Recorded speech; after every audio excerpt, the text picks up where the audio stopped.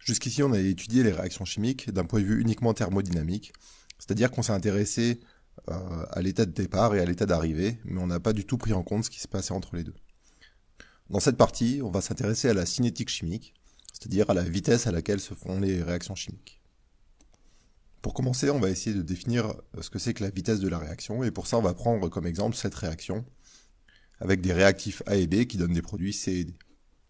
On part d'un état initial, où il y a une certaine quantité de A, B, C et D, et puis on laisse évoluer le système et la réaction chimique se produit. Au fur et à mesure, A et B sont consommés et C et D sont produits. À un moment, si la réaction est totale, lorsqu'il n'y a plus de B, par exemple, la réaction chimique s'arrête. On peut représenter l'évolution de la réaction graphiquement, donc on va tracer la quantité de matière en fonction du temps de chacune des espèces chimiques. On voit qu'au fil de la réaction, les réactifs disparaissent et les produits apparaissent. Alors si on s'intéresse par exemple à la quantité de matière de C, on voit que la vitesse à laquelle l'espèce chimique C est formée, ça va correspondre à la pente de la tangente à la courbe de la quantité de matière de C en fonction du temps. Et on va définir la vitesse de formation de C comme la dérivée du nombre de moles de C par rapport au temps. Donc la vitesse d'apparition, elle va être en moles par seconde. Et on voit graphiquement que plus la courbe de l'évolution de C en fonction du temps est plate, et moins la vitesse de formation va être grande.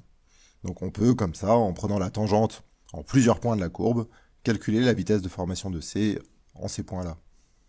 De la même manière, on peut définir la vitesse de formation de D, de A et de B. Et on va remarquer que pour les réactifs A et B, leur vitesse de formation est négative, puisque la pente de la tangente est négative. Et dans ce cas-là, on va plutôt définir ce qu'on appelle la vitesse de disparition, qui est l'opposé de la vitesse de formation. C'est moins la dérivée de la quantité de matière par rapport au temps. Alors la vitesse de formation ou la vitesse de disparition nous donne des indications assez précises sur comment évolue la quantité de matière d'un produit, mais nous, ce qui nous intéresse, c'est plutôt la vitesse de la réaction. Et évidemment, la vitesse de formation d'une espèce chimique dépend de l'espèce chimique considérée. Pour les produits, elle va être positive, pour les réactifs, elle va être négative, et même entre les produits, ça va pas être la même. On voit que pour C et D, la pente de la tangente, c'est pas la même. On va essayer de trouver une grandeur qui va caractériser la vitesse de la réaction.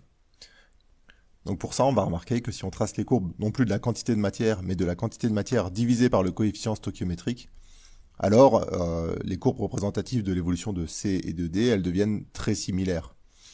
Et on remarque qu'à chaque instant, leurs tangentes sont parallèles, donc elles ont la même pente, et donc les dérivées de ces deux grandeurs seront égales.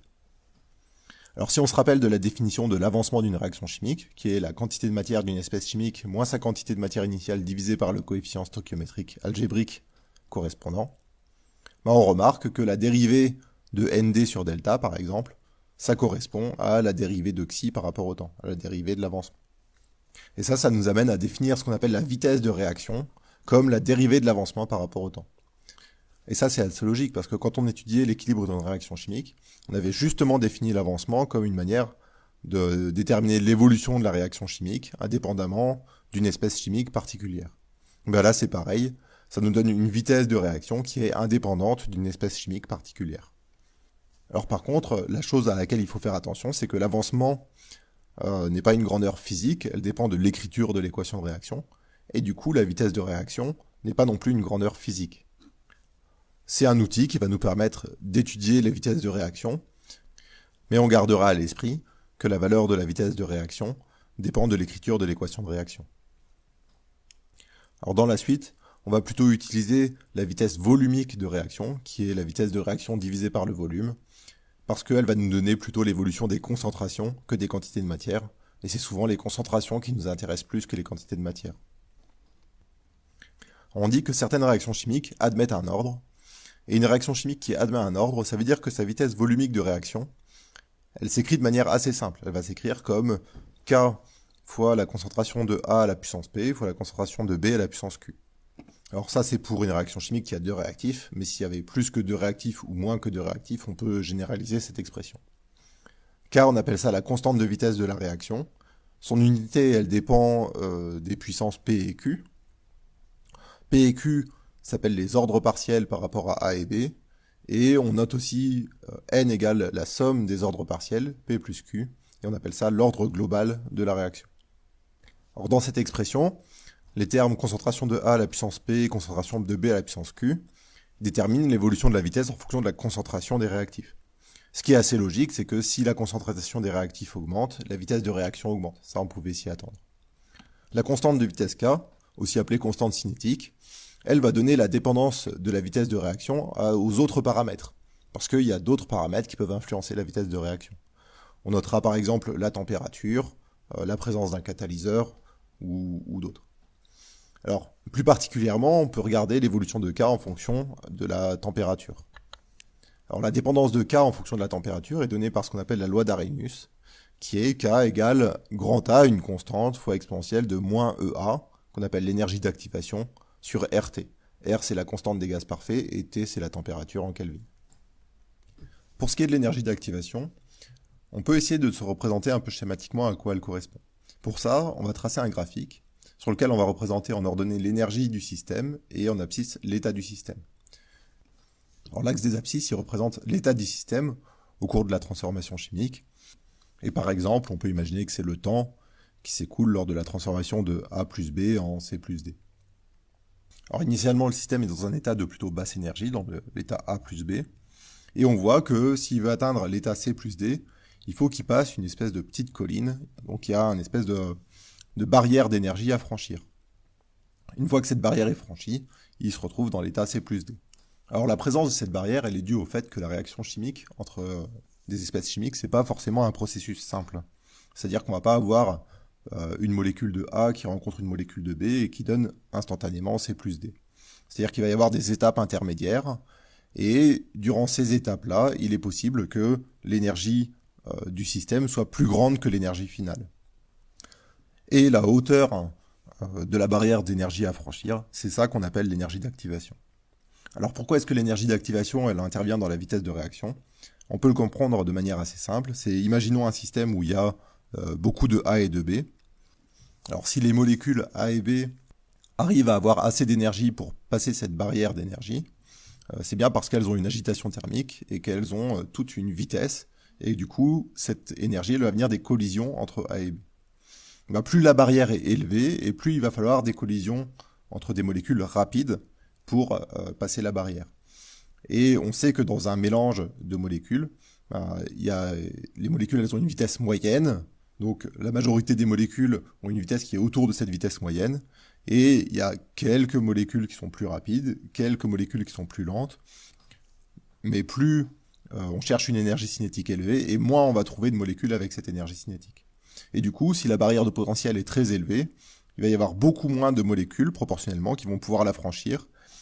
Et ça réduit la concentration effective des molécules qui peuvent participer à la réaction. Et du coup, la réaction va être plus lente. Alors maintenant, on va se demander quelles expériences on peut réaliser pour étudier la loi de vitesse d'une réaction chimique. Donc on va reprendre la même réaction qu'on a étudiée avant, avec A, B, C et D, et on va voir ce qui se passe. Si on met une certaine quantité de A et de B au début, et qu'on laisse la réaction se produire, on voit que les réactifs sont consommés, que les produits apparaissent, et au bout d'un moment, si la réaction est totale, lorsqu'il n'y a plus de A, la réaction s'arrête. Et il reste encore un peu de B. Ça veut dire qu'il y avait au début de la réaction un peu trop de B par rapport à A. Donc on va recommencer la même expérience avec la même réaction chimique, mais cette fois-ci on va mettre un petit peu moins de B et on va essayer de faire en sorte qu'il y ait juste assez de B et de A pour qu'à la fin de la réaction, les quantités de matière des réactifs soient égales à 0. Alors lorsque cette réaction se produit, on voit bien qu'à la fin de la réaction, il n'y a plus du tout de A ni de B. Les deux arrivent à 0 en même temps. Dans ce cas-là, on dit que les réactifs sont en proportion stoichiométrique, et on peut montrer qu'en proportion stoichiométrique, la concentration de A divisée par alpha, le coefficient stoichiométrique associé à A, est égale à la concentration de B divisée par bêta, le coefficient stoichiométrique associé à B. Alors ça, on peut le réécrire comme concentration de B égale bêta sur alpha fois concentration de A. Et ce qu'il faut bien comprendre, c'est que cette relation, elle est valable au début de la réaction, mais au cours de la réaction à n'importe quel instant. Donc à n'importe quel instant, la concentration de B est reliée à la concentration de A par cette relation. Dans ce cas-là, on peut réécrire la loi de vitesse. On avait V qui était égal à K concentration de A puissance P fois concentration de B puissance Q. On va remplacer B par son expression en fonction de A. Et donc on obtient à la fin K fois bêta sur alpha à la puissance Q, multiplié par concentration de A à la puissance P plus Q. Donc le facteur K bêta sur alpha puissance Q, on va appeler ça K apparent, c'est une constante de vitesse apparente. et on reconnaît P plus Q qui est N, l'ordre global de la réaction. Et du coup, la loi de vitesse, dans cette expérience-là, où les réactifs sont en proportion stoichiométrique, elle devient V égale une constante de vitesse apparente fois la concentration de A à la puissance N. Et donc on voit que si on fait une expérience avec les réactifs en proportion stoichiométrique, tout se passe comme si on avait une réaction chimique avec un seul réactif qui est A, une constante de vitesse qui n'est pas la constante de vitesse de la réaction, mais une constante apparente qu'on peut calculer en fonction des coefficients alpha et bêta. Et l'ordre de la réaction, ça devient l'ordre global de la réaction, et c'est plus l'ordre partiel par rapport à A. Donc on va utiliser ce type d'expérience pour déterminer l'ordre global d'une réaction. Alors maintenant, reprenons la même équation de réaction, et cette fois-ci, au lieu de mettre les réactifs en proportion stoichiométrique, on va en mettre un en large excès, et par exemple, on va mettre beaucoup plus de B que de A. Dans ces conditions, on laisse la réaction se produire, et ce qu'on va remarquer, c'est qu'à la fin de la réaction, il n'y a plus de A, parce que A était en quantité beaucoup plus faible que B, et surtout, la quantité de B a quasiment pas varié. Il y en avait beaucoup au début, beaucoup plus que A, et il en reste énormément à la fin. Sa quantité relative a vraiment très peu varié. Et ce qu'on va pouvoir faire, c'est considérer qu'au cours de cette réaction, la quantité de matière de B et donc la concentration de B reste constante. On dit qu'il y a dégénérescence de l'ordre par rapport à B. On peut alors réécrire la loi de vitesse. Cette fois-ci, on va remplacer concentration de B par la concentration de B initiale. On va mettre un 0 en indice. Et en réordonnant un petit peu l'équation, on voit qu'à nouveau, elle s'écrit sous la forme une constante de vitesse apparente fois concentration de A à la puissance P. Et cette fois-ci, c'est l'ordre partiel par rapport à A qui apparaît, l'ordre partiel par rapport à B a disparu. Donc on va utiliser ce type d'expérience pour déterminer l'ordre partiel par rapport à une des espèces chimiques. Alors ce qui est intéressant avec ces deux types d'expériences, c'est qu'à chaque fois, on se ramène à une expression de la loi de vitesse comme une constante de vitesse apparente fois la concentration d'un des réactifs à une certaine puissance. Et on va voir maintenant comment on fait en pratique pour déterminer la constante de vitesse apparente et la puissance. Alors on va partir du principe qu'on a mesuré la concentration d'un des réactifs ou du réactif A en fonction du temps, et on va essayer de tracer le graphique qui représente la vitesse de réaction en fonction de la concentration de A. Alors pour ça, on remarque que la vitesse de réaction, c'est moins 1 sur alpha fois la dérivée de la concentration de A par rapport au temps. Et pour avoir la dérivée de la concentration de A, il suffit de prendre la pente de la courbe de la concentration de A en fonction du temps. Donc on va déterminer la pente de la courbe pour plusieurs points, et on va reporter chacun de ces points dans le graphique de la vitesse, ce qui va nous donner un graphique qui représente la vitesse de réaction en fonction de la concentration de A. Alors on va garder que le graphique de la vitesse en fonction de la concentration, et on va essayer de réécrire la loi de vitesse, et cette fois-ci on va prendre le logarithme de chaque côté. Ce qui nous donne que le logarithme de V égale au logarithme de la constante de vitesse apparente plus P fois le logarithme de la concentration de A. Et maintenant, on va tracer le logarithme de la vitesse en fonction du logarithme de la concentration de A. Donc on va avoir Y, qui est le logarithme de la vitesse, qui est égal à ln de k apparent, une constante, plus P fois X, qui est le logarithme de la concentration de A. Quand on effectue cette transformation sur le graphique, on remarque que les points s'alignent sur une droite, ce qui est ce à quoi on s'attend, parce qu'on a une équation de la forme Y égale une constante plus P fois X. La pente de cette droite, ça va nous donner l'ordre de la réaction, l'exposant P, et l'ordonnée à l'origine, qui est le logarithme de la constante de vitesse apparente. Donc on voit qu'on va pouvoir déterminer comme ça graphiquement la puissance P et la constante de vitesse apparente. Et la puissance P, ça va nous donner soit un ordre partiel, soit l'ordre global, selon le type d'expérience qu'on a réalisé. Cette méthode-là, on appelle la méthode différentielle, parce qu'on va calculer des dérivées de la concentration au cours du temps pour chaque point. Alors la méthode différentielle, c'est pas forcément la méthode qu'on utilise le plus souvent, parce qu'elle demande beaucoup de travail, c'est-à-dire qu'il faut tracer le graphique de la concentration au cours du temps, déterminer la pente de la tangente en chaque point, les reporter sur un autre graphique, où on a tracé le logarithme de la vitesse en fonction du logarithme de A, déterminer la pente, etc. Et on va voir que dans certains cas particuliers, on a des méthodes un petit peu plus simples, qui permettent de déterminer l'ordre de la réaction et la constante de vitesse apparente. Alors pour ça, on va réécrire l'expression de la loi de vitesse, et on va remarquer que ça correspond à une équation différentielle, parce que si on écrit la définition de la vitesse de réaction en fonction de la concentration de A, on voit qu'on obtient l'équation différentielle, dérivée de concentration de A par rapport au temps, plus alpha K apparent, concentration de A à la puissance P, égale à 0. Et pour certaines valeurs particulières de P, on sait résoudre cette équation.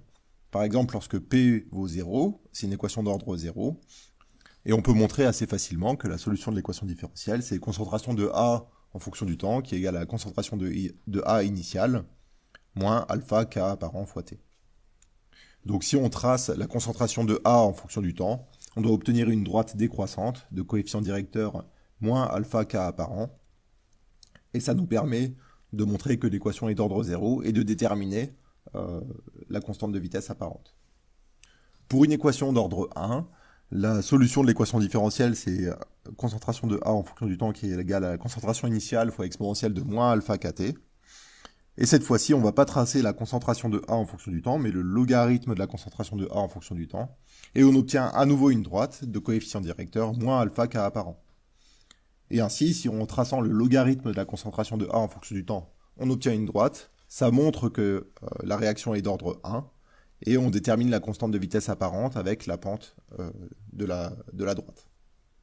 Enfin, si la réaction est d'ordre 2, on va tracer 1 sur la concentration de A en fonction du temps, et on obtient à nouveau une droite, cette fois-ci c'est une droite croissante de coefficient directeur alpha K apparent, et ça permet à nouveau de démontrer que la réaction est d'ordre 2 et de déterminer la valeur de la constante de vitesse apparente.